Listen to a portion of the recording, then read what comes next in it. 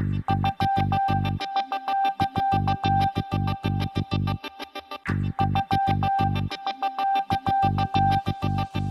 to Lonsec TV, where we're taking a look at the fixed income sector and in particular some of the key developments we've seen as we kick off 2017.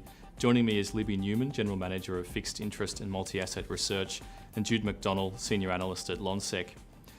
So Libby, we have seen some quite unprecedented moves in yields following the US election in November. What's the market's reaction been since then? Yes, Gordon. We saw a low in yields both in the US market and the Australian market, probably around the middle of the year, for 1.4 and 1.8 respectively. From then on, they sort of ground higher, but definitely accelerated after the surprise Trump victory in October, and then continued through to the end of the year to sort of reach almost 3% in Australia. Which is pretty much where they started 2016 actually, so they've pretty much retraced the rally that they heard earlier in the year. US bonds sold off a bit more than their starting point in January. This is because of the inflationary pressures that we expect to see coming from the Trump presidency policies, as well as ballooning government debt that may come out of that. Also in Australia, given that the RBA has cut the cash rate a couple of times throughout the course of 2016, we finished 2016 and started 2017 with bond yields quite a lot higher than the cash rate. So the curve is quite steep at the moment, providing managers with some opportunities that they've not had for a while. And Jude, how are fixed income managers positioned in terms of duration, and how have they fared relative to the benchmark?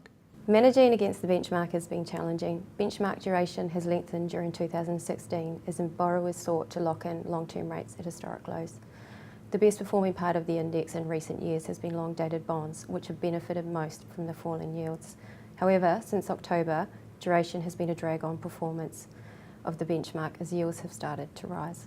In the Australian market, the premium for being overweight credit, traditionally a popular way to outperform the broader market, was not sufficient to counter the dominance of rising yields.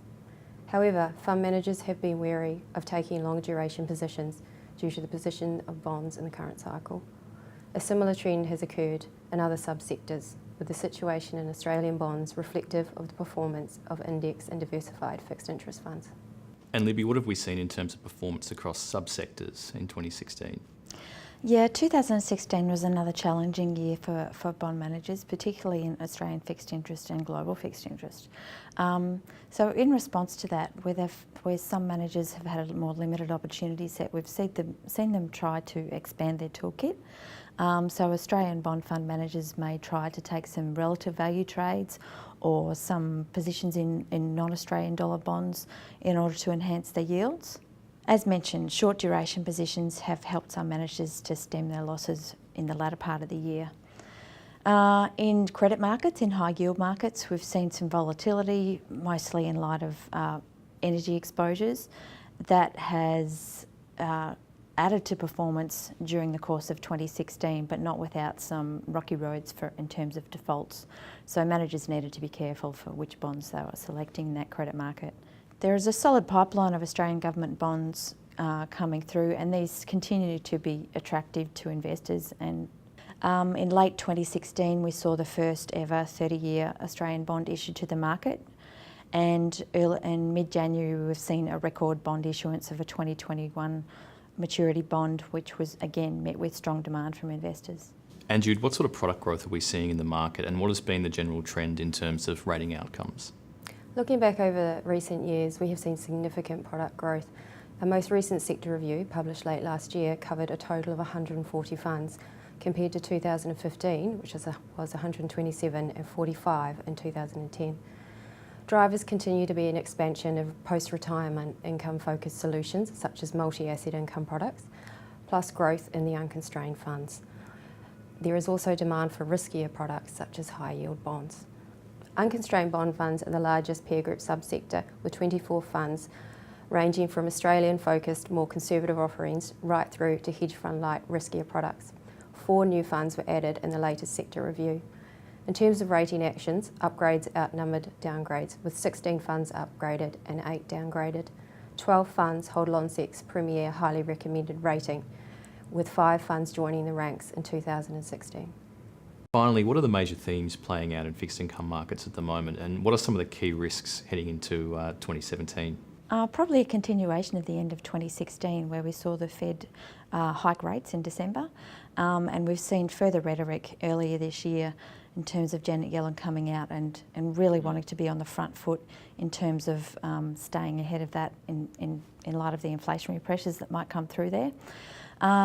Also probably triggered from last year's Brexit decision, there's been further unrest, I guess, in terms of whether other sovereign entities in the European Union may look to exit at some point, a Frexit or a it-exit or whatever moniker you want to put on some of those. So I guess there's an increased risk that we may see some further action from the EU in terms of political instability this year.